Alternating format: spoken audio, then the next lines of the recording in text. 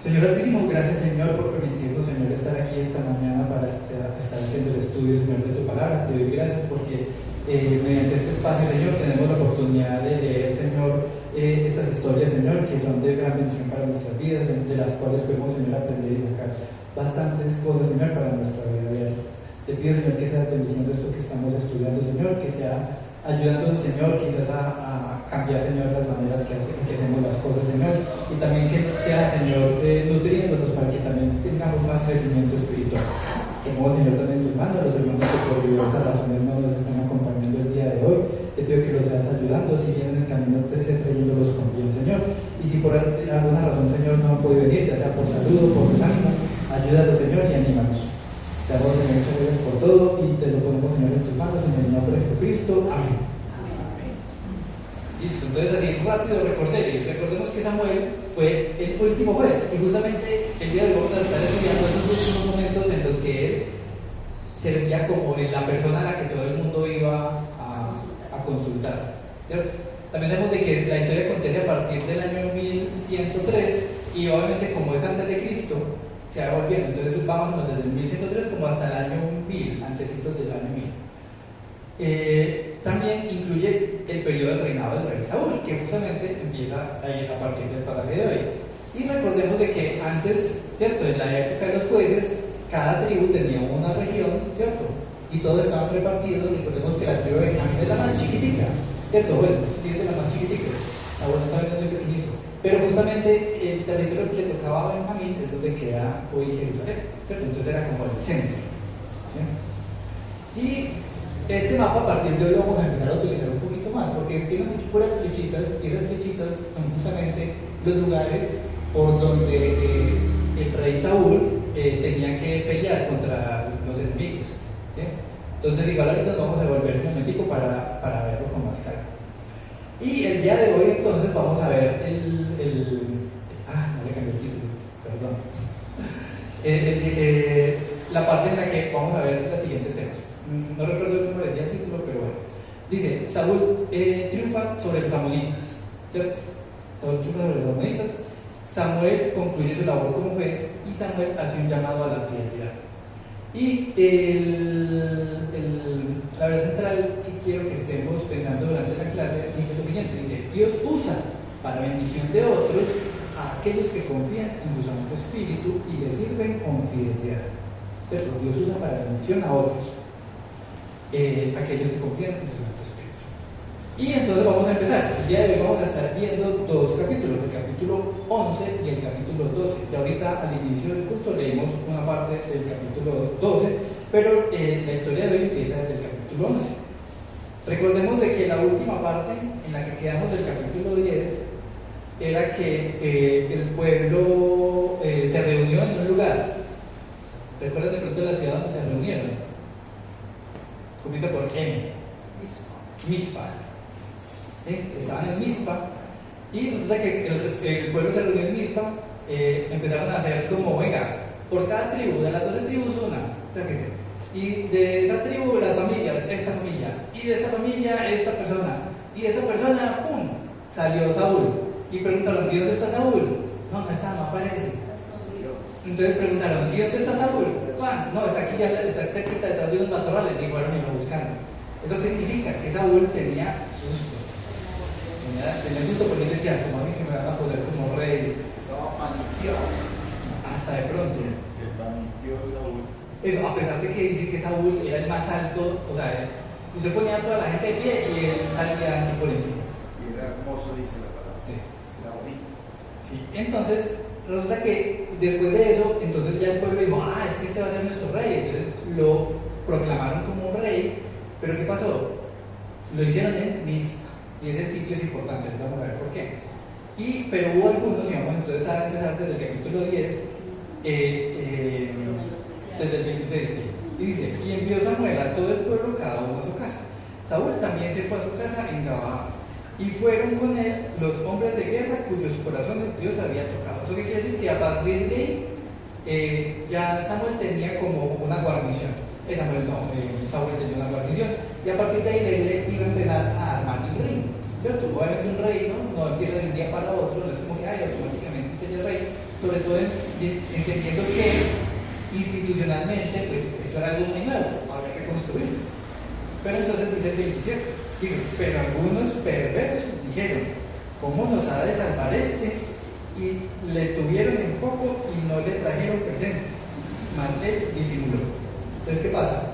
Saúl, Siendo tan sencillo, tan muchacho común y corriente, entonces este que puede hacer este como. claro, porque es como nos llegó alguien de buenas a primeras, es verdad, Dios lo escogió, pero había gente perversa que no confió en la decisión de Dios y decía, no, ¿qué va a hacer? ¿Sí? Entonces vamos a ver cómo se ganó básicamente, cómo Dios ganó para Saúl el buen nombre para que esta gente no tuviera que decir nada. Entonces vamos a ver capítulo 11, dice, capítulo 11, versículo 1. Después subió Naas amonita y acampó contra Jebes de Galaad. Y todos los de Jebes dijeron a Naas, haz alianza con nosotros y te serviremos. Entonces, ¿qué pasó? Resulta que a partir de aquí vamos a empezar a ver un pueblo que se llaman los amonitas. Entonces, volvamos a mirar un momentito el mapa. Resulta que Amón es este pedacito verde que hay aquí, ¿cierto? Ahí estaba este pueblo que era un pueblo pagano y ellos empezaron a ir por esta línea verde que vemos por acá hasta Jebes Galaad, que es el puntico rojo que aparece ahí. Entonces, ¿qué pasa? Ellos empezaron a conquistar esas regiones y llegaron a esa ciudad, que era una ciudad grandecita para ese territorio, y los de esa ciudad fueron y le dijeron a los que venían a invadirlos, venga, no, hagamos una alianza porque nosotros, pues, o sea, en vez de pelear, venga, nosotros le pagamos a ustedes una cuota para que no nos haga nada.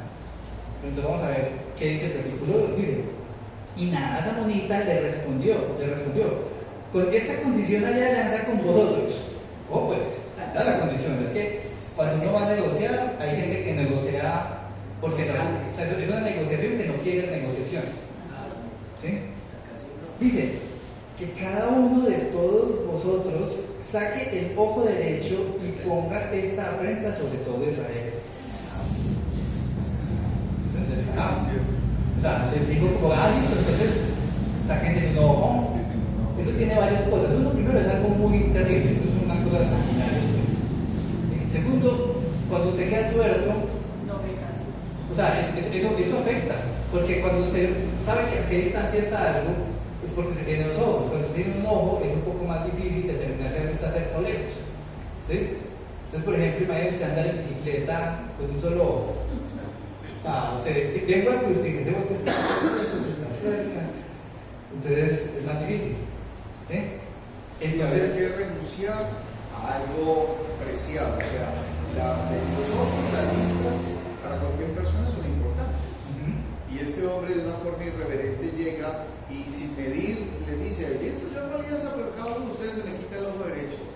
Gana este. Y la razón era para que fueran ejemplos, para que todos los demás llegaran y no se les sublevaran, porque ese hombre, Naas, iba con la idea de conquistar toda esa región. Entonces, o sea, mejor dicho, eso era una cosa terrible. El versículo 3 dice: entonces los ancianos de Jebes le dijeron, danos 7 días para que enviemos mensajeros a todo el territorio de Israel, y si no hay nadie que nos defienda, saldremos a ti. Llegando los mensajeros a Gabaa de Saúl, dijeron estas palabras en oídos del pueblo, y todo el pueblo alzó su voz y lloró. Entonces, ¿qué pasa? Viendo la situación política, ya se nos puso política la cuestión, vemos de que era un pueblo que decían, este es el pueblo de Dios. Pero entonces cuando preguntaban, ¿y quién es el que dirige ese pueblo? Nadie sabía quién dirige ese pueblo. Entonces los vecinos decían, pues venga, vamos a apropiarnos de un territorio porque están desordenados internamente. Pero ¿qué pasa? Históricamente ellos tenían a sus jueces, entonces ellos se organizaban para la batalla y entre todos se protegían. ¿Cierto? ¿Y qué pasa? Naas básicamente dijo lo siguiente: voy a conquistar porque esa gente está desordenada. Y viendo como que había cierta inestabilidad política, ellos obviamente no entendían bien qué pasaba por dentro, pero ellos tratan de aprovechar, de pescar en medio de vuelta, siempre vuelta. Y claro, a oídos de Saúl, porque ya supuestamente pues ya viste un rey, llegó esta noticia y todo el pueblo ahí mismo llegó y escuchó y dijo, no, que van a morir, o sea, nos van a poner a todos en una prieta. Entonces dice versículo 5. Dice, y he aquí Saúl que venía del campo tras los bueyes, y dijo Saúl, que tiene un pueblo que llora, y le contaron estas palabras de los hombres de Jabes. Oiga pues, entonces aquí viene un momento importante, ¿cierto? Y dice el versículo 6, al oír Saúl estas palabras, el Espíritu de Dios vino sobre él con poder. Entonces, en ese momento sucedió algo que no era muy normal en el Antiguo Testamento, y es que el Espíritu de Dios llegaba sobre una persona. ¿Sí? ¿Por qué? Porque normalmente el Espíritu de Dios no llegaba de cualquiera, ¿sí? Sino que eran como momentos específicos, ¿cierto? Hoy en día es diferente. Hoy en día, cuando nosotros somos salvos, recibimos el Espíritu de Dios. No se va. Ajá, y no se va. Si estamos en pecado, sí, pero sí. Sí. De hecho, cuando estamos en pecado, lo que dice la palabra es que conquistamos al Espíritu. ¿Y qué pasa? En ese momento llega, y entonces cuando llega el Espíritu de Dios es que venga que la cosa va en serio. ¿Sí? ¿Y qué dice? Ojo pues, estando él en ese momento en el que llega el Espíritu, dice, y él se encendió en ira en gran manera. Entonces uno dice, bueno, está bien, hay un momento en el que suceden cosas en las que uno le da ira, ¿eh? Y esa ira está bien o está mal. Entonces realmente es difícil, depende, ¿cierto? Hay veces la ira es algo natural humano, ¿cierto? Pero también no podemos caer en el jueguito de decir, no, es que esto es una ira santa. No, nosotros estamos en la capacidad Una de cosa es que determinar le eso. estén haciendo daño a alguien y que uno pues, no puede concebir que eso sea porque están dañando a una persona inocente, una persona no hay culpa, no hizo nada. Eso es diferente a uno encenderse la ira por cualquier cosa. Eso, y la Biblia dice que la ira del hombre no obra la justicia de Dios. Y así mismo hay una instrucción que el apóstol Pablo da en Efesios y dice, airaos, Pero no pequéis. no pequéis. No se ponga el sol sobre vuestros ojos. O sea, no guarde rencor ni resentimientos ni nada de eso. Eso. Pero en este momento, ante una situación que de verdad lo meritaba, ¿cierto? Es como uno, ¿cómo va? O sea, el pueblo, la reacción que tuvo fue irse a llorar. Y la reacción que tuvo Saúl no fue de ponerse triste y llenarse de miedo. La cosa le dijo, ¿cómo así? No. Venga, que es que hay que hacer algo. Y eso viene acompañado de que él dijo, bueno, hay que actuar, ¿cierto? Pero actuó ¿por qué? Porque él quería, no. Porque realmente Dios puso en su corazón que había que hacer algo al respecto. E igual, él era el rey. ¿Y qué pasa? Todo esto es nuevo para el pueblo de Israel. Ellos no habían tenido rey. Entonces vamos a ver qué sucede después. Dice, versículo 7. Y tomando un par de bueyes, pues entonces, ¿qué pasa? Aquí vemos una foto de un buey. ¿Sí? Bueno, hay un par de bueyes ahí, como 4 o 5. ¿Qué pasa? Él venía del campo, seguramente de ayudar con el tema de la cosecha, sí, el pastoreo. Y él llegó y dijo, bueno, lo que hay que hacer es ir en batalla. Pero como todo este pueblo está llorando, lo que me dice a mí es que esa gente tiene miedo. Entonces, vamos, que tenemos que irnos a pelear. Entonces, él lo que hizo fue no solamente dar una instrucción, sino dar una instrucción cuando dicen, dan zanahoria y garrote. Entonces, dice el versículo 6, al ver estas palabras, el Espíritu de Dios vino sobre él con fuego y se encendió en ira en gran manera. Y tomando un par de bueyes, los cortó en trozos y los envió por todo el territorio de Israel por medio de mensajeros, diciendo, así se hará con los bueyes del que no saliere en pos de Saúl y en pos de Samuel. Bueno, entonces como venga que yo necesito que todo el mundo que pueda pelear venga para acá. Por lo amenazó, pues, si no sale, Pues, Es que es el rey. sí. Y el rey manda y el pueblo obedece. No pide un rey. Ajá. O sea, Entonces es como él dijo, yo espero que todos vengan, pero si alguno le da la bobada de no venir, para que sepa que de una vez que es el edicto del rey, que va a pasar con su ganado. Lo van a partir en trocitos. Y ojo, pues, y no iban a salir solo en pos de Saúl, sino en pos de Saúl y de Samuel. Porque en ese momento Samuel todavía era la persona que estaba al frente del pueblo de Israel. O sea, Saúl ya había sido elegido como rey, ¿cierto? Pero todavía no era el que mandaba al 100%. No, él ya era oficial, porque ya en Mizpa ya lo habían elegido, pero todavía no ejercía del todo. no había mostrado el el carácter que hombre demuestra de que está hecho. A ver si se Exacto. sacó, Muchas personas no saben todavía. No, yo creo que sí todos sabían que había un muchacho, pero pues nadie había visto qué hacía. Es como cuando usted le dice, no, es que esta persona es su jefe. ¿Y por qué es el jefe? No, pues porque alguien dijo, pero no porque realmente el man muestre que está trabajando, que está al frente, que guía. No, o sea, Saúl todavía no tiene esa oportunidad y hoy pues vamos a ver cómo fue lo que lo hizo. Y entonces dice, y cayó temor de Jehová sobre el pueblo. Entonces, claro, todo el mundo dijo, venga, esto va a ser, ¿cierto? Y salieron como un solo hombre. Entonces, ¿qué pasó? ¿Cómo es que se llama? La amenaza funcionó. Pero bueno, o sea, realmente el tema no es la amenaza. El tema es que eso era como, venga, que es que de verdad, como pueblo tenemos que hacer algo al respecto y ya hay alguien que dirige que va a ser Saúl. Dice el versículo 8. Y los contó en Besé, y fueron los hijos de Israel 300,000 y 30,000 los hombres de poder. Y respondieron a los mensajeros que habían venido: así diréis a los de Jebes de Galaad: mañana, al calentar el sol, seréis librados. Y vinieron los mensajeros y lo anunciaron a los de Jebes, los cuales se alegraron. Entonces, claro, ya Saúl mandó a decir como listo, vea que ya todo el pueblo se está reuniendo, mándele a decir a los afectados, a los que van a perder los ojos, que no se preocupen, que al mediodía van a estar ya librados. ¿Sí? Y ellos se alegraron, pero no se alegraron así como, uy, sí, sino que calladitos. Vamos a ver qué pasó después. Dice el versículo 10. Y los de Jebes dijeron a los enemigos, o pues lo que dijeron los de Jebes a los amonitas: mañana saldremos a vosotros para que hagáis con nosotros todo lo que bien nos pareciera. O sea, básicamente ellos le mandaron un mensaje a los amonitas diciéndoles: no, nadie nos va a librar, sáquenos a nosotros porque es que no tenemos de otra eso o nos matan a todos.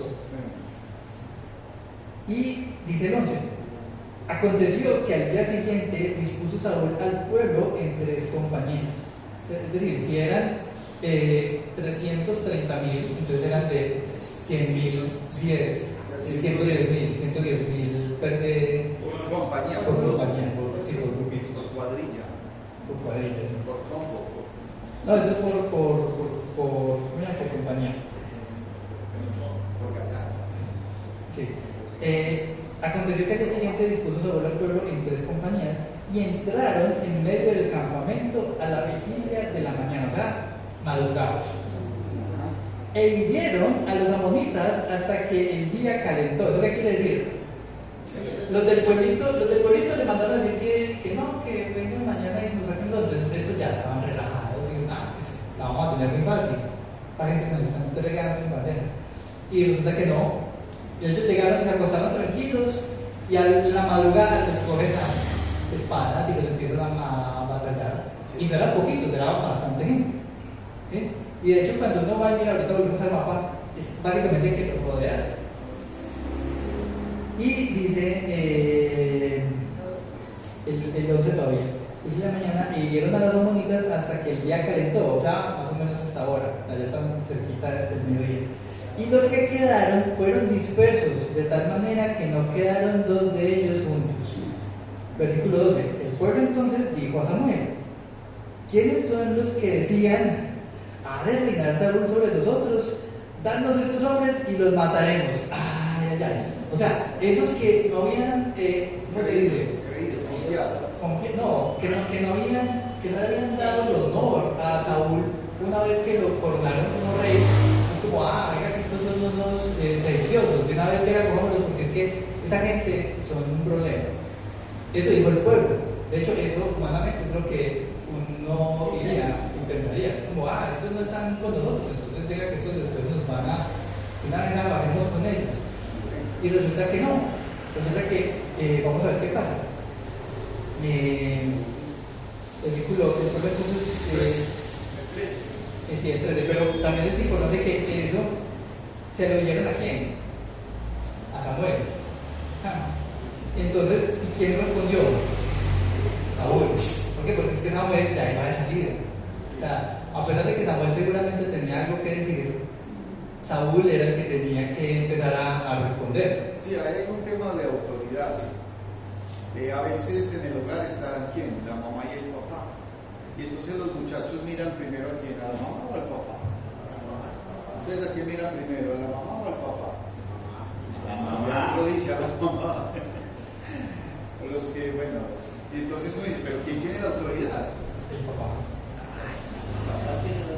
Y en este momento, ¿quién es el papá? ¿Quién es el que va a tener la autoridad? Saúl es el que va a tener la Saúl autoridad. es el que va a tener la autoridad. Listo, entonces el versículo 13 dice, y Saúl dijo, no morirá hoy ninguno, porque hoy Jehová ha dado salvación en Israel. O pues el 14 dice, mas Samuel dijo al pueblo, venid, vamos a Gilgal para que renovemos allí el reino. Ay, entonces, yo no sé si ustedes recuerdan que hace 8 días, cuando íbamos viendo como todo el proceso, claro, ellos fueron a Mizpa, pero cuando usted va a ir a Gilgal o Mizpa. es que son dos lugares diferentes, o sea, están lejos uno del otro. Vamos a mirar el mapa porque es que es bien importante. Resulta que Mizpa queda acá, en cambio Gilgal queda acá. Sí, o sea, y eso es lejos, eso es como ir de aquí a, yo les había dicho que a Angelópolis, pero alguien me dijo que era a Macagá. Sí, o sea, eso es lejos, eso no es como que, ay, voy caminando y media horita llego, no, eso es por ahí un día y medio de camino o algo así. Entonces, claro, resulta que es que el lugar que Samuel debía, ¿cómo se dice? Como renovar y poner a un rey era en Gilgal, ¿sí? En cambio, la última vez lo hicieron en Mizpa, y lo hicieron en Mizpa porque Samuel le dijo a Saúl que hiciera todo lo que le debía hacer, porque se iba a encontrar con los profetas, que después iba a llegar a ciertos lugares, que después de ahí tenía que reunir al pueblo para ir a Gilgal. Y resulta que como Samuel no hizo eso, después Saúl no hizo eso, Samuel después llamó al pueblo en Mizpa porque decía, pues este man no se pareció. Pero el lugar que tenía que hacer la elección, como ya venga que estamos a coronar al rey, era en Gilgal. Era en Gilgal. ¿Sí? ¿Y qué más dice? Dice el versículo 15: y fue todo el pueblo a Gilgal, e invistieron allí a Saúl por rey delante de Jehová en Gilgal, y sacrificaron allí ofrendas de paz delante de Jehová, y se alegraron mucho allí Saúl y todos los de Israel. Entonces, ¿qué pasó? Ya llegamos a un punto en el que en verdad ya no era como que ahora se va a ser su rey, sino que ya todo el pueblo dijo, uy, este man va a ser nuestro rey. ¿Sí? Y ya como que lo aceptaron, ya no había dudas, pero todo el pueblo unánime dijo, listo, ahora sí es de verdad. Ya no es como algo como que unos sí y otros no, ahora sí ya todo el pueblo dijo, listo, vamos a aceptar a ese muchacho que ya, pues realmente no nos dice cuánto pasó entre un momento y el otro, pero lo que sí era cierto es que ya Saúl había dirigido en guerra al pueblo. Y entonces entramos en la etapa ya humanamente en la que resulta que como no pueden haber dos cabezas, ¿cierto? Entonces Samuel tenía que ser algo. Entonces vamos a leer el capítulo 12. Dice, dijo Samuel a todo Israel, he aquí yo he oído vuestra voz en todo cuanto habéis dicho y os he puesto rey. Ahora pues, he aquí vuestro rey delante de vosotros. Yo ya soy viejo y lleno de canas, pero mis hijos están con vosotros, y yo he andado delante de vosotros desde mi juventud hasta este día. Aquí estoy, atestiguad contra mí delante de Jehová y delante de su ungido. Si he tomado un buey de alguno, si he tomado el asno de alguno, si he calumniado a alguien, si he agravado a alguno, o si de alguien he tomado cohecho para cegar mis ojos con él, y os lo restituiré. Pero entonces viene Samuel y dice, venga pues pueblo, háganme el favor y me dicen si yo como persona que dirigía y como juez hice algo indebido. Hoy es el día que ustedes tienen para hablar. Porque ¿qué pasa? Resulta que con los hijos de él sí habían evidencias, que había gente que había hecho mal, ¿cierto? Les habían dado sobornos por debajo y ellos se dejaron corromper. Pero con Samuel, él dijo, listo, como mis hijos están en entredicho, ¿yo qué? Porque el que decía era yo. El testimonio de lo que yo haya hecho. Eso. Y eso es importante porque nosotros podemos decir lo mismo, o sea, nosotros tenemos de pronto la tranquilidad de ir donde las personas que nos conocen y decir, bueno, ¿yo qué les he hecho? Díganme en qué me he equivocado y que todos digan, no, bien. A Porque veces él no. dice, y si algo he hecho, yo lo restituiré. Ujú, O sea, quiero estar, como dices ahí, quiero estar a paz y salvo con ustedes. ujú, ¿Qué les debo? ¿A quién le he hecho algo? Diga, hable ya o calle para siempre. ujú. Y eso es una cosa importante porque nosotros, o sea, listo, uno dice, no, venga, que es que Samuel era una persona demasiado perfecta, entre comillas. ¿Cómo? Honesto. Era demasiado honesto, ¿cierto? Dice que ninguna palabra de la que él habló fue echada en tierra, o sea, todo lo que él hablaba, Dios lo hacía cumplir. Porque él era una persona, además de sabia, muy obediente. ¿Sí? Yo creo que la palabra obediencia la vamos a estar viendo también más adelante y es bien importante. Entonces dice el versículo 4 del capítulo 12, dice, entonces dijeron, nunca nos has calumniado ni agraviado, ni has tomado algo de mano de algún hombre. Y él les dijo, Jehová es testigo contra vosotros, y su ungido también es testigo en este día, que no habéis hallado cosa alguna en mi mano. Y ellos respondieron, así es. Entonces vemos un momento importante porque ya a partir de aquí este es el punto y aparte. Después de este, así es, ya a partir de ese instante, ya Samuel dijo, listo, mi trabajo acá terminó. ¿Cierto? Trabajo como juez, ya no más. Diríamos que se jubiló.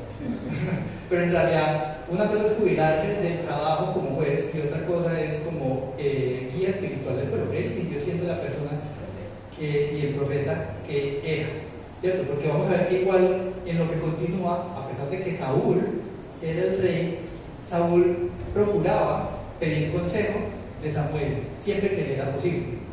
¿Cierto? Igual vamos a seguir viendo en el siguiente estudio, vamos a ver viendo cómo fue ese desenvolvimiento de Saúl como rey.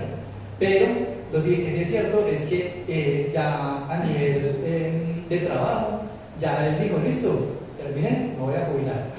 Sí, ahora quiero... Hay algo muy importante en esa parte que hoy en la vida hay que aprender de Samuel, que ya su papel en la historia ya acabó, ya Dios ya entregó ya el nuevo rey que va a ser Israel y ya Samuel ya deja de ser rey, ya deja de su papel. Ya podemos decir que a veces cuando nos pasa algún trabajo, un puesto, cualquier cosa, tenemos que entregarlo ya. Se nos acabó el tiempo de la temporada de nosotros, ya se entreguemos, no tenemos a ese puesto. Causado problemas de el futuro. Entonces ya Dios me quitó el puesto, se me entregó a la persona que corresponde que él hizo y ya listo, ya cumplí la vida. Entonces no vamos a aferrarnos mucho a una cosa, algo material o algo que un título o algo así, porque no de vida. Sí, y esa parte a mí me pone muy pensativo porque yo tuve la oportunidad de estar en una empresa y en esa empresa hubo un momento en el que yo ya sentía que yo ya no aportaba, o sea, como que yo las cosas que hacía no eran como tan relevantes y yo en algún momento pensé, yo debería irme ya, pero por miedo yo no me iba, porque en alguna conversación con los compañeros de trabajo alguien dijo que si yo me iba la empresa se acababa y yo quedé así. ¿Y qué pasa? Realmente yo creo que eso fue una mentira que me meter.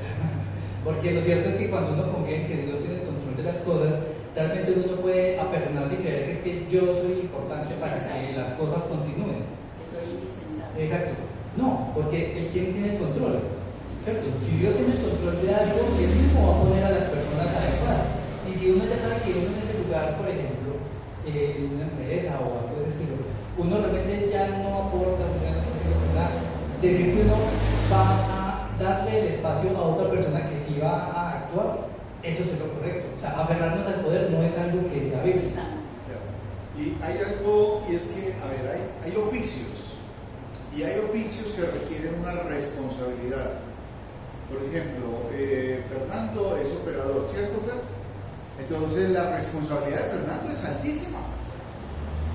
Hay niveles. ¿Quiénes son niveles acá? Cuando hay un nivel. Es usted ya. Voy para prenivel. ¿Quién es nivel? Usted sigue siendo nivel hacia la salida. Yo soy asistente de hogar. Asistente de hogar. Pero mire, Jaime llegó a un nivel, pero ya no es de la institución. Dentro de la iglesia, él puede ser una autoridad para todos nosotros. Podremos mirar. Pero él es autoridad dentro de la institución. No. Ya no. ¿Por qué? Pero cuando estuvo en su oficio lo hacía bien. Mire, cuando el Señor da un oficio, una actividad, hay que hacerla, pero perfecta. Saúl va a salir con todo, pero él ya entiende y sabe que el Señor ha puesto a alguien más. Y ahí se requiere mucha humildad y sabiduría. Y hay que pedirle a Dios que siempre nos dé esa humildad y esa sabiduría. Más aún, cuando hay una autoridad, esa autoridad no es pintada. Fernando no estaba pintado en la pared. No, es autoridad, ¿cierto? Entonces lo que él dice se obedece. Muchachos, hay que obedecer. A Saúl ya simplemente dice, ya no van a seguir obedeciendo a mí. Voy a estar. ¿Por qué? Porque pidieron rey. Ya hay una autoridad dada, ¿por qué? Por Dios. Por Dios mismo. Es tremendo. Pero siempre es entender que hay oficios con mucha responsabilidad y que hay que hacerlos hasta el final. Yo no sé si hoy o mañana va a haber otro pastor en esta iglesia. Lo más seguro es que sí. Y entonces, bienvenido. Y entonces uno desaparece. No, uno sigue siendo como estamos todos. Pero es de admirar de Samuel que antes de irse, pues, confrontó a la gente que para salir con dignidad, salir con dignidad, fue valiente y es de valiente estar al frente. Bueno, ¿quién me ha visto con algo raro acá? ¿Quién tiene algo que decir? Es que la cuestión es esa. Ponernos vulnerables frente a los demás, eso es difícil, porque es como, venga, Cualquiera puede parar a hacer un falso testimonio. eso, porque puede ser que alguien sí tuviera algo que decir. Sí. Y a veces uno cree que no, yo hago las cosas bien y resulta que a veces no. Y ponernos en esa situación en la que uno dice, listo, díganme, ¿en qué me he equivocado? Uy, eso es duro, ¿cierto? Pero yo creo que es un ejercicio que en algún momento quizás tengamos que hacer. ¿Sí? ¿Por qué? Porque uno no es perfecto, somos humanos, nos podemos equivocar. Y lo más importante pues es como uno, a ojos de Dios, hacer las cosas correctamente, ¿cierto? Y a ojos de los hombres, confrontar y decir, bueno, dígame pues, ¿qué hice mal? Ah, usted hizo tal cosa mal, listo. Si lo hice mal, entonces de una vez, ¡pum!, restituyo y corrijo, ¿cierto? O sea, conseguir lo que dice ahí, el paso largo. Sí. Ahí hay dos posiciones muy difíciles. Primero, como Samuel entrega el poder, ya no hace nada. Llega y dice, ¿qué hice yo? ¿Qué es malo? Habla con el pueblo, ya con el poder entregado, no puede ser más nada. Ya si una persona lo trata mal, él no puede juzgarlo, no puede condenarlo, porque no tiene nada que ver. Es un momento difícil para él. Y aparte de eso, también, y si la persona, viendo el poder Samuel, llega y dice, pero yo levanto la mano y Samuel dice que no se portó mal, pero la mano de Samuel obligar la mano. Entonces son momentos difíciles, pero el pueblo como para él. Ese momento de lo correcto es eso, que entrega el poder, ya lo júgame y yo no lo voy a castigar. Eso. Entonces, ahora vamos a ver que finalmente el pueblo sí le dio el paso largo, dice. Y él le dijo, Jehová es testigo contra vosotros y su ungido también es testigo en este día, que no habéis hallado cosa alguna en mi mano. Y ellos respondieron, así es. Y entonces vamos a ver que listo, ya Samuel dijo, listo, hasta aquí llegué como juez, pero, y empieza ya la parte espiritual, vamos a seguir leyendo, dice. Entonces Samuel dijo al pueblo, Jehová, que designó a Moisés y a Aarón y sacó a vuestros padres de la tierra de Egipto, es testigo. Ahora pues, aguardad y contenderé con vosotros delante de Jehová acerca de todos los hechos de salvación que Jehová ha hecho con vosotros y con vuestros padres. Entonces, ¿qué dijo? Listo. Pero vengan, es que ustedes son como desmemoriados, porque estamos en esta situación, porque ustedes pues a ver qué están haciendo ustedes para que estén por acá. Y empieza a hacer el recorrido, que es algo que vemos durante toda la palabra en el Antiguo Testamento. Siempre que hay un hecho importante, el profeta o la persona que espiritualmente guía al pueblo vuelve y recuerda todo lo que Dios ha hecho por ellos. Entonces, ¿qué es lo que Dios ha hecho por ellos? Dice, cuando Jacob hubo entrado en Egipto y vuestros padres clamaron a Jehová, Jehová envió a Moisés y a Aarón, los cuales sacaron a vuestros padres de Egipto y los hicieron habitar en este lugar. Entonces, es el momento en el que salieron de Egipto. Y olvidaron a Jehová su Dios, y él los vendió en mano de Sísara, jefe del ejército de Azor, y en mano de los filisteos, y en mano de Moab, los cuales les hicieron guerra. ¿Cierto? Y eso corresponde a la época de los jueces. Y ellos clamaron a Jehová y dijeron, hemos pecado, porque hemos dejado a Jehová y hemos servido a los Baales y a Astarot. Líbranos pues, y ahora, líbranos pues, ahora de mano de nuestros enemigos y te serviremos. Entonces Jehová envió a Jeroboam, a Barak, a Jefté y a Samuel, es decir, los jueces, y os libró de mano de vuestros enemigos en derredor, y habitasteis seguros. Entonces aquí Samuel les recuerda que es que cada vez que ellos tenían problemas y que los atacaban, no era por buenas personas. Siempre que los atacaban era ¿por qué? Porque se desviaban espiritualmente. O sea, cada vez que algo les pasaba, siempre era porque estaban desviados espiritualmente, se alejaban de Dios. Y dice el versículo 12, y habiendo visto que Naad, rey de los hijos de Amón, venía contra vosotros, me dijisteis, no, sino que ha de reinar sobre nosotros un rey, siendo así que Jehová vuestro Dios era vuestro rey. Entonces aquí le reclama Samuel, dice, durante todos estos años, siempre que ustedes clamaban a Dios y se volvían de su mal camino, Dios mandaba a alguien, pero esta vez ustedes dijeron a Dios que no querían más jueces, que querían era un rey, ¿cierto? Dice el versículo 13, ahora pues, he aquí el rey que habéis elegido, el cual pedisteis. Ya veis que Jehová ha puesto rey sobre vosotros. Si temiereis a Jehová y te sirviereis y oyereis su voz y no fuereis rebeldes a la palabra de Jehová, y si tanto vosotros como pues no solo el pueblo, sino también que vosotros y el rey que reina sobre vosotros servís a Jehová vuestro Dios, haréis bien. Mas si no oyereis la voz de Jehová y si fuereis rebeldes con las palabras de Jehová, la mano de Jehová estará contra vosotros como estuvo contra vuestros padres. Entonces, ¿qué pasa? Aquí es la advertencia espiritual, y es como en la medida en que ustedes están cerca de Dios, Dios va a ayudarlos a ustedes y al rey que ha puesto sobre ustedes. Y si no, aténganse a las consecuencias. Claro, es que hay algo, hermanos y amigos, y es que los mandatos, los mandamientos de Dios están establecidos. Y Él es claro, si usted los acata y los obedece, hay bendición. Pero si los da por menos, no los acata y va en dirección contraria, va a haber maldición. Eso es casi que uno podría decir de sentido común. El que bebe se emborracha, así de sencillo. Entonces, de una vez se deja establecido algo que va a ser su conducta, su caminar, su relación. Una persona no puede jugar a la doble, porque se está equivocando y le está mintiendo a Dios. Uno no puede engañar a Dios. O sea, Dios sabe que no está bien, no está mal. Eso, y que aquí viene la cuestión.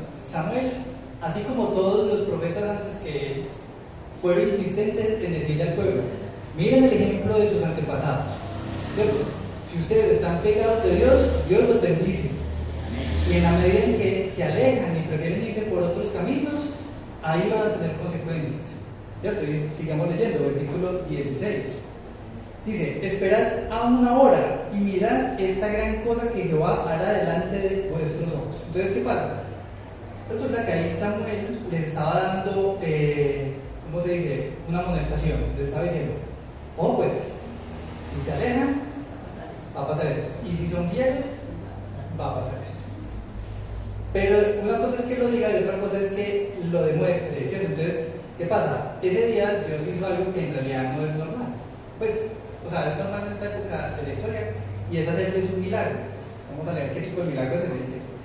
No es ahora la siega del trigo. Entonces, ¿qué pasa? Cuando uno va a sacar la cosecha, ¿cierto? Normalmente la cosecha se hace en qué época del año. En verano, o sea, cuando ya está seco el trigo, ¿cierto? O sea, no es una época en la que esté lloviendo, sino que es una época seca, en la que casi no hay lluvias. Porque lo normal es que cuando se hace, se recoge la cosecha, pues ya es una época soleada, ya los frutos están grandes, están listos para recoger, están secos, y sobre todo el trigo, él se seca, entonces ya a partir de ese trigo seco se puede sacar ya los granitos para después hacer cosas con el pan, masas, cosas así. ¿Qué sucede? Resulta que Dios mandó lluvia en una época que no era normal de lluvia, ¿cierto? Y eso de cierto modo es un desastre, porque después de que llueve, muchas de esas cosas que iban a cosechar quedan en el suelo y ya hay un montón de granitos. No, eso es muy difícil. Entonces, de cierto modo, eso era entre castigo y advertencia. Es como cuando le jalan a uno las orejas, como que venga, que es de verdad, eso no está poniendo cuidado. Entonces dice el versículo 17: ¿no es ahora la siega del trigo? Yo clamaré a Jehová y él hará truenos y lluvias para que conozcáis y veáis que es grande vuestra maldad que habéis hecho ante los ojos de Jehová, pidiendo para vosotros rey. Y Samuel clamó a Jehová, y Jehová dio truenos y lluvias en aquel día, y todo el pueblo tuvo gran temor de Jehová y de Samuel. Entonces dijo todo el pueblo a Samuel: ruega por tus siervos a Jehová tu Dios para que no muramos, porque a todos nuestros pecados hemos añadido este mal de pedir rey para nosotros. Entonces, claro, no era la voluntad de Dios que ellos estuvieran pidiendo rey. Dios ya era el rey de ellos, o sea, ellos no tenían que rendirle pleitesía a una persona políticamente. Ellos, cada uno, ¿cierto?, velaba por su propio terreno, por su propia familia, y entre todos se protegían. Pero a partir de ahora ya no iba a ser así. Ya van a ser un rey. Les decía la obra de las manos de ellos, lo que ahora no tenían. Y esto no solamente es para el pueblo de Israel, es para nosotros. Cuando nosotros verdaderamente somos fieles al Señor y le damos a Él lo que le corresponde, tal y conforme Él nos lo pide, que hacemos separación entre las cosas sagradas y las cosas que tenemos para nuestro propio, Él bendice a gran cantidad. Pero cuando somos tercos, Dios no nos bendice. Entonces nos comienza a faltar una cosa, nos comienza a faltar otra, y bueno, y uno siempre, y generalmente dice, pero ¿por qué Dios me manda esto? ¿Pero por qué Dios? Y culpamos a Dios. Entonces no, en la palabra de Dios desde el principio hasta aquí. Y aquí vemos los resultados de la obediencia y de la desobediencia del pueblo. Y eso era un llamado de atención.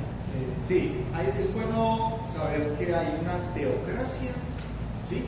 Y que la teocracia es el gobierno de Dios, y que ahora ellos van a empezar con algo que se llama la monarquía. Entonces hay un rey. Dos cosas totalmente diferentes para el pueblo de Israel. Es bueno que nos preguntemos siempre todos, es quién manda, o sea, quién es el rey de nuestra vida, quién es el que reina en nuestra vida, porque o reina Dios o quién reina, ¿sí? Hoy por hoy, para nosotros como seres humanos y como colombianos, decir que tenemos la figura de un rey o de una monarquía, no, porque no va, o sea, no es, nosotros tenemos otro estilo político, pero asimismo cada persona sí tiene que preguntarse a nivel espiritual quién está mandando, porque en la medida en que sea Dios, entonces usted va a tener bendición. Hay gente rebelde y dice, no reconozco la autoridad de Dios, yo vivo como se me pega la gana, y ahí se va a equivocar. Y ahí es cuando nos volvemos antinormativos. Entonces la norma establecida por Dios es echada prácticamente a la basura, y ahí va a haber maldición, va a haber dolor, va a sufrir, como dicen, va a llevar de culto. Y vamos a ver qué le dijo Samuel al pueblo, porque el pueblo ya reconoció, dijo, está bien, quizás no fue tan buena idea, pero ya nos toca aguantarnos esta decisión que pedimos. Y dice el versículo 20, dice, y Samuel respondió al pueblo, no temáis, vosotros habéis hecho todo este mal, pero con todo esto no os apartéis de voz de Jehová, sino servirle con todo vuestro corazón. No os apartéis apartéis en pos de, ¿qué dice ahí? Vanidades. ¿Cierto? Cosas que no aprovechan. Sí. Aprovecha. No os apartéis en pos de vanidades que no aprovechan ni libran, porque son vanidades. Pues Jehová no desamparará a su pueblo por su grande nombre. O sea, no nos desampara, ¿cierto? Obviamente nosotros no somos el pueblo de Israel, pero sabemos que somos parte del pueblo de Dios porque somos hijos adoptivos. Sí, por fe. Por fe. ¿Sí? Y dice, pues Dios no desamparará a su pueblo por su grande nombre, porque Jehová ha querido hacer un pueblo suyo. Así que, lejos sea de mí que peque contra Jehová, cesando de orar por vosotros. Antes os instruiré en el camino bueno y recto.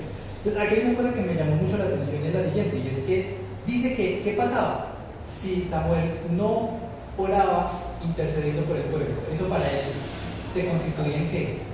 En un pecado. O sea, no orar por el pueblo, ¿cierto? Porque les fuera bien y por instruirlos y todo eso, para Samuel era equivalente a estar haciendo algo pecaminoso. A él tenía, por el contrario, que insistir en seguir orando por ellos, ¿cierto? Hermano. Sí, ahí nos muestra mucho la importancia y el poder que tiene la oración hacia el Señor. Hay que orar constantemente, orar, así sea uno esté alegre, feliz, triste, como usted, pero siempre está constantemente orando, porque eso tiene un poder. Y ese es el hablar directamente con el Señor. Eso ya hay una cosa, cuando oramos, ¿cómo tenemos que orar? Primero tenemos que pedir perdón por nuestros pecados, ¿cierto? Entonces, tenemos que ponernos a cuentas con Dios. Además de eso, uno humanamente tiende a pedir y a pedir y a pedir, y uno cree que orar es pedir por cosas que necesita uno, y resulta que no. Aquí Samuel nos muestra que tenemos que orar por los demás. O sea, no solamente pido para mí, todo para mí, no, es como yo pienso en los demás, pienso en mis amigos, pienso en mis hermanos en la iglesia, y es como, ellos tienen necesidades, y yo, pues mi responsabilidad es orar por todos. ¿Cierto? Y todos por todos. Ajá. O sea, cada persona debe de tener no solamente su vida, sino la de su familia y la de los hermanos en la fe, en el lugar donde cada uno esté. Porque yo oro por ellos y ellos oran por ellos, o sea, eso es algo que es Es recíproco y retributivo, sí. Y no solo eso, sino que Samuel también no solamente oraba, sino que él decía, antes os instruiré en el camino bueno y recto. O sea, también parte de nuestra responsabilidad como cristianos es ayudar a los demás, instruir a los demás. Uno no puede solo quedarse comiendo y comiendo y no dando. O sea, como recibo predicaciones, enseñanzas, tal, y nunca hablo nada. Y si veo que alguien está desanimado, o está triste, o está haciendo algo que no debe, y no hago nada al respecto, no. Debe ser recíproco, porque así en la medida en que yo ayudo a los demás, también van a haber momentos en los que alguien se va a acercar y me va a decir, venga, ¿tú por qué estás desanimado? Ánimo, ¿cierto? O venga, que es que lo voy haciendo tal cosa y eso no está bien, ¿cierto? Y como cristianos, Dios nos manda que tenemos que estarnos preocupando los unos por los otros, ¿cierto? Orando y también, ya sea amonestando o exhortando y aquí. y ayudando. Sí. Y leamos el versículo 24, dice, solamente temed a Jehová y servirle de verdad, o sea, no de mentiras, ni tampoco así como, es como que sí, pero en realidad no, de verdad, con todo vuestro corazón, pues considerad cuán grandes cosas ha hecho por vosotros. Mas, si perseverareis en hacer mal, vosotros y vuestro rey pereceréis. ¿Sí? Y esa parte es bien importante porque es como, en la medida en que estamos pegados a Dios, Dios nos ayuda. Y en el momento en que nos despegamos y soltamos la mano de Dios, que ya muy duro. Eso trae consecuencias. Listo. Entonces, hasta aquí viene el tema del día de hoy. Entonces, a nivel de aplicación de estudio, hay 3 aplicaciones que quiero anotar. La primera es, ¿deben enojarse los cristianos? Esta es una pregunta. ¿Deben enojarse los cristianos? No. Ojo, humanamente nos vamos a enojar. Vimos que, por ejemplo, Saúl se enojó. ¿Pero se enojó por qué? Porque venía de parte de Dios, el que tenía que hacer algo al respecto. O sea, no era un enojo como de que es que les voy a hacer daño, sino que es un enojo porque es que tengo que defender al pueblo. Por un mal que estaban haciendo, o sea, nosotros no podemos pasar ante las vicisitudes que tenga la gente y quedarnos como si nada. Nosotros nos tiene que mover, porque Él estar haciendo esta persona esa? Y ahí mismo correr uno a defenderla o a ayudar o a hacer lo que tenga que hacer. Eso, y la parte importante es lo que hablábamos en la clase, y es, no se ponga el sol sobre vuestro enojo, O ¿cierto? sea, conocimiento de Eso que quiere decir que en la medida que nos enojamos, y ese enojo es como un enojo humano, ¿cierto? Tenemos que ir a pedir perdón, ¿cierto? El enojo de Saúl es un enojo diferente, ¿cierto? De pronto no es el punto principal, pero sí es bueno que lo tengamos. Lo otro es, ¿cuál sería nuestra calificación si nos examinaran como a Samuel? O sea, si nosotros nos ponemos en la situación de Samuel, de ponernos al frente de las personas que nos conocen, les decimos, si les he hecho algo y hay algo que tengo que retribuir, díganmelo pues porque quiero estar apaciguando. Hay que apelar al testimonio. Cada uno va caminando por esta vida y lo que vaya dejando atrás es lo que la gente va diciendo de nosotros. Entonces tenemos que cuidar mucho eso y ser conforme al corazón de Dios. Pedirle al Señor que nos dé sabiduría para poder comportarnos. Y lo último es orar en favor de otros, ¿cierto? Siempre que oremos, no debería ser oraciones como de que, ay, yo quiero, dame. No, son oraciones pensando en los demás, pensando en las necesidades de nuestros hermanos, ¿cierto? Porque no podemos pensar que la oración es solo para pedir, ¿no? La oración tiene también una cosa y es que es para entre todos nos ayudamos.